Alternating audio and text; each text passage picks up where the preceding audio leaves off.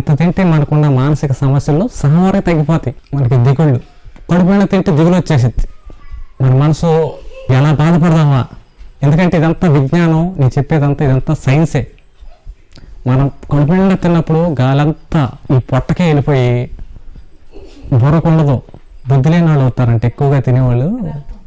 కఫం కూడా పేరుకుపోయి blood circulation బుర్రకు అందక చిరాకుగా బుద్ధి లేని వాళ్ళు బుద్ధిహీనులు అయిపోతారంట. బ్లడ్ అంతా కడుపుకే వెళ్ళిపోయింది అనమాట. కడుపుకే వెళ్ళిపోయి మనశ్శాంతి ఉండదు, కదిపితే కొంప అనమాట.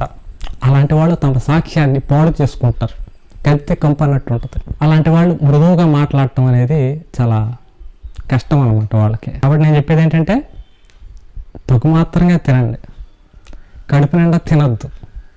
మీకు ఏమైనా కూలి పని చేసుకోవాలి అనుకోండి, ఆ రోజు కొంచెం ఎక్కువ తినండి.